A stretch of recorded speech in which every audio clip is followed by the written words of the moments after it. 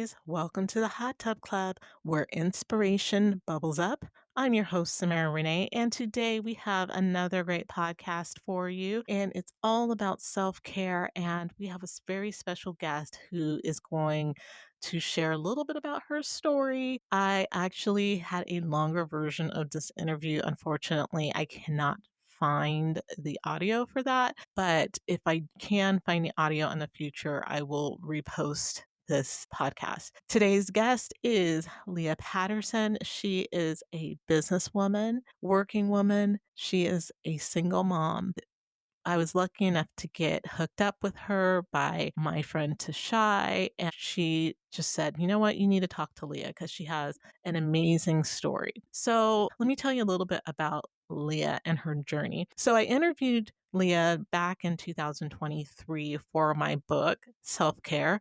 Do You Have the Guts? I think we're going to go with that title. But we started talking about different people in our lives that could be in the book. And I was looking for more stories. And so I got hooked up with Leah. And Leah's story really is a testament to her resilience and how she has made self care a key point in her life and every day part of her life. And a little bit about her was, she has weathered some storms in life. She has unwavering strength. And she has shared her personal story from her decision to become a single mom by choice and how she incorporates self care through everyday small little steps every day. And in the book, she's going to be talking a little bit about her IVF journey and some of the trials that she had to deal with, as far as living her life in an unconventional way. You don't really hear too many stories about women taking control of their lives. And she had a dream. She wanted to be a mom, and life was not lining her up with the right person. And she knew that her chance to have children was dwindling. I think a lot of us in our 40s who are not married are in the same boat. And you have to make a choice. Either you wait it out longer and lose your opportunity to have children, or you take it into your own hands. So she did. On top of that, her daughter was premature and weighed only 4 pounds when she was born. As a single mom, she had to do this all on her own, but she chose that life. She talks about the struggles of that moment. In this episode of the podcast, she's focusing on self care in her daily life and how she's able to manage that with a very, very energetic little girl, and how she's able to balance that with starting her own business, working full time, and then also being a mom and trying to have a social life and also being a daughter and a sister and a cousin and supporting the family. I hope you guys enjoy this podcast.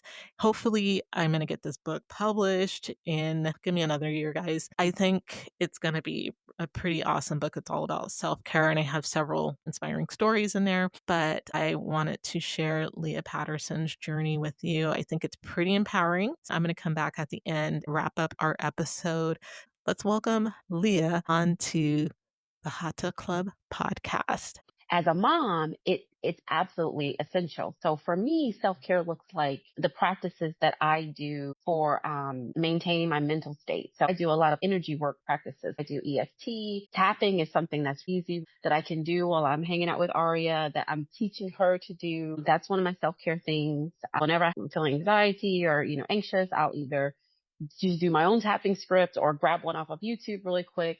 We are always listening to YouTube videos that are the binaural beats and good fortune meditation. I've had to instill self-care in those ways. I don't have a lot of time to down and do real focused self-care practices. They have to be worked into my life where it's happening around me. And the most important self-care for me is my mental state. Like, I'll my nails done. We do walk. That's another self-care thing I instilled, is that it's way too hot here in Arkansas now, but walking with Aria, things that I can do with her together that are also support my values. I have a therapist. That's another self-care thing. Yep. She's really big on identify your values, even if it's just one thing that is that's living to your value, even if it's a tiny little thing. So I really value nature, physical health, and trying to achieve your optimal health, just being in our physical body. So walking is a way that I'm living that value with Aria because we get to be outside. She's seeing me exercising. She's seeing me move our bodies. Yeah. Oh, that's amazing. I love that.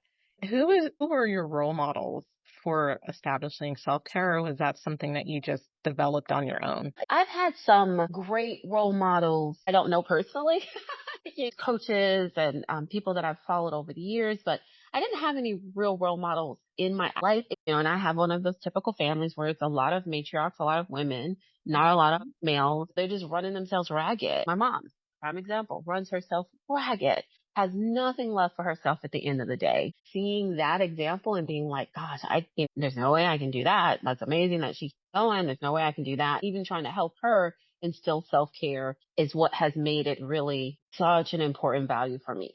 You know? And same thing with my grandmother and my aunt. You see it constantly through like the family. Are you originally from Arkansas? No, my family is from Arkansas. My grandmother, everyone before her, but my mom and all of us, my generation, we grew up in Chicago, so we're from Chicago. But now we all live back in Little Rock. I bet you were related somehow because my dad's family's from Arkansas. Really? Somehow in that line, I said we got to be lines in our family together because that's just Yeah. bizarre.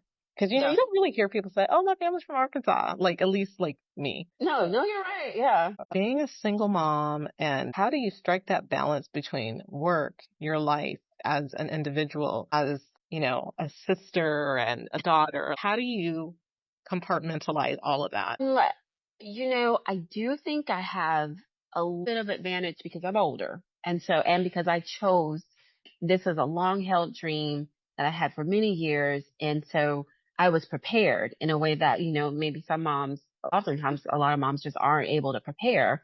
A lot of the things that maybe if I'd had Aria in my 20s and 30s where I've been like, oh, I wish I could be doing this. This is what I want to be doing. I want to be singing nursery rhymes. Yeah. That helps a lot. It is challenging. I mean, it is very challenging. Some of the things are really practical. I lean on my support system. Like my aunt from the very beginning, she was like, hey, bring Aria over once a week so she can hang out with her cousins and she can get to know us. I was like, bet, I'm gonna do that. The same thing. My mom is like, oh, because family is very important to us. So part of it is like that value of her hanging out and getting to know other parts of the family. So same thing. She goes to my aunt's house. She goes to my mom's house once a week. After work, I pick her up from daycare. She goes over there for a couple hours, and then I go pick her up. That has been helpful. Not kicks in my time management skills. So it's like, okay, I have 3 hours. What am I going to do in this 3 hours? I can't dilly dally with trying to grow a business, trying to be a full time. And with work, and again, I feel like this is because I have been fortunate. I believe it's because I manifested this because I worked my tail off on the energetic level and the actual physical level. I manifested a position where I put down boundaries and I was like, this is what's happening in my life right now. This is a priority. I need to be able to leave at 2:30, between 2:30 and 3 to pick up Aria, and I'll work the rest of the day at home. I've set like real strong boundaries around that with my job, and they've been completely receptive. They're like, okay, great. Maybe in my 20s, I wouldn't have felt like I could have done that. But in my 40s, I'm like, look, jobs will come and go, and I don't even like working for anyone else. Aria is my priority. Being a mom is my priority. These things have to work around that. Awesome. What are some misconceptions and myths about self-care that you heard growing up, and what is your understanding now of what self-care can be for women? A big one, especially growing up, is almost that it's like a selfish pursuit, that it is selfish and superficial. It's getting your nails done. It's pampering yourself. It's almost being a princess or being a prima donna, things like that. As I got older, I was really lacking in self-care. In my 20s, doing the same thing my family did, running myself ragged. I was just running myself ragged and pursuing my goals. As I got older, I realized that no, self-care is vital. Is the way that you're able to actually show up for the rest of your life. It's the filling your own cup. It's not optional. That's like healthcare 101. Before you go to the doctor and do all the checkup things, that this should be a regular part of you taking good care of yourself is making sure that you have a self-care program for yourself, whatever that looks like. What are some of your dreams or aspirations for your daughter? as she grows up to instill healthcare into her life? So let's say she's your age. What are some of the lessons that you hope to teach her? I hope for her, it's self-care is, it almost is like, it's like brushing your teeth. It's like washing your face. The value of my family is you wash your face twice a day, you brush your teeth twice a day. I've run into families where that's not the same. I want self-care to be like that for her. It is ingrained into my life. Making time to make sure that I'm okay, that she is okay, is that she understands it's just it's like going to the doctor. It's just something that you do. Not that it's something that she has to fight in her mind to figure out or come to a place of like, oh, well, should I? Is it okay? And how much? That it's like, oh, this week has been a really tough week, or this week is going to be pretty challenging. Let me up my self-care and let me see what kind of things I can instill through the week. Okay, I'm going to need maybe an extra 30 minutes here, and I'm going to listen to these things, and I'm going to, fortify my mind and my spirit and my body in these ways because I know I've got this coming up. That it's just normal for her. That's my hope, and that's what I'm hoping to instill in her. I'm doing my best. I'm trying. I love it. I love it. To wrap this up, my whole mission is just to make self-care super accessible to everyone and to show women like small action steps. It doesn't have to be like a full spa day is what self-care is. It's many micro actions every day. What is one micro action that you can give women as a takeaway from our talk today? The beauty of a pause, giving yourself, and 30 seconds feels like a lot, but it is amazing just to pause for like 30 seconds, take some deep breaths. Because on so many levels, you are caring for your body. If you take enough deep breaths, you're getting oxygen into your system. You can think more clearly. You're giving yourself away from whatever that stress moment is so that you can respond and not react. With kids, that's really big. Yeah. I'm learning even with my toddler. That has been a saving grace for me because it always helps me to de-escalate, because I've learned at this by now, the highly stressed thoughts in my mind are escalated thoughts that generally are not like the actual truth of what's happening. When I can give myself that pause and those breaths, then I can come back to regulation and be like, okay, what's actually happening here? How do I want to respond to this? So that would be a micro action. So good. I appreciate you taking the time, and I will let you pick up your beautiful daughter. Welcome back, guys. Did you enjoy the podcast with Leah? Isn't she awesome? I enjoyed doing this interview. It's actually my first interviewing people for my future podcast. It took me 2 years to finally get it going, but here I am, and I'm proud of myself. I am such a big believer on self-care for everyone, not just women. Men also need to do it too. She makes it a priority, and I just cannot imagine being a single mom trying to manage all of these things. But she takes her moments. I love when she said that she takes a breath, she takes a moment to collect herself. If she is having a moment with her daughter and she takes a breath or she goes for a walk, what was key that she talked about was having that support system, her family who stepped up and said, hey, we're willing to give you a break if you need it. We want our family to be together. All the women stepped up to support one another. That's how we all have to be, whether you're blood or not. If you have really close friends, is looking around at your friends and supporting each other's self-care. If you are a mom and you need help, you got to get your circle of friends together, get really creative so you can allow yourself to take a break. One example is one of my friends, she has 2 kids and she is a stay-at-home mom, homemaker, and she's with them all the time. She loves her kids, but she needs a break. I was trying to think of some ideas, and I said, you can get a babysitter, but what if you created some type of co-op with your friends where everyone gets together, they get on a calendar, and you take the kids for half a day. You have a planned out scheduled activity, and that mom gets 4 hours to herself. You're just taking the kids for 4 hours. How healing and wonderful that 4 hours can be. It will allow a mom to take a breath or get some work done or go out and treat herself to getting her mani pedi or finishing some schoolwork. Who knows what she's doing? Or she might even just want to just talk on the phone with a friend uninterrupted. It's the little things in life, stepping up and finding that trusted group of people who can support you. Then also another thing that she mentioned was setting hard boundaries at work, telling her employers what she needed, not only as an employee, but to support herself and her family, that she's the single mom. She says, I don't have anyone else. I have to be there at 2:30 to pick my kid up from school. That's my responsibility. I am willing to do my work, but I need some flexibility. There was a time where we had a lot more flexibility for women. Within the past few months, we have seen a lot of those flexibilities being challenged in the US with not supporting women and men at the same time, with having the chance to work from home and have a little bit more flexibility.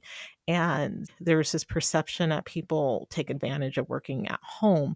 But for women and men who are single parents, being able to work from home is a lifeline, especially if you don't have childcare. Childcare is ridiculously expensive. So getting creative with your support system, having those hard boundaries. I know that with my job, the first day my boss came in, I just laid it out for him. It's just, so you know, I'm not a morning person. So can you please not at 9 o'clock in the morning be sending me stuff? I need at least 30 minutes. I actually said I need till 11 o'clock, which was glam. But I was like, better yet, wait till 11. I said at the earliest 9:30. I have my whole self-care routine when I come into work. Everyone now knows, after working at my job for 4 years now, people know when I come in the morning, I'm focused. I don't want to talk to anybody. I will wave a hand at them. I'm just in full force to get to my desk and start working and get my hot tea. And I put my headphones in because it's really loud at work when we have our students going by. And I get into that mode, and then I can take a breath at like 9:30, and then I'm like, okay, I'm settled in. I checked my email. I'm ready to go. I feel good. He's been really good about that. I got to give him props on that. And also with taking, 3 weeks off at the end of the year, it's not super convenient for some people, but I make that clear that that's my major self-care time, is to take those 3 weeks off. Self-care doesn't have to be a major thing like going to a spa. Even if you're able to go outside for a walk. My self-care thing every day is to go for a 20-minute walk out in nature.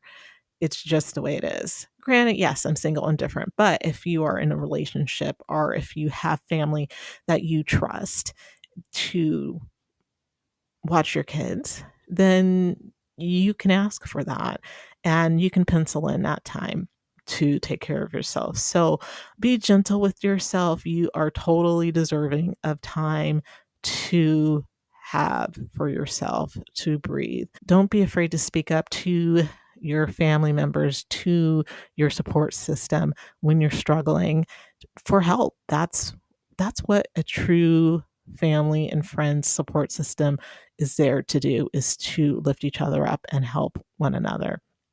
That comes to the end of our podcast. I hope you guys enjoyed my podcast with Leah Patterson. Guys, so excited.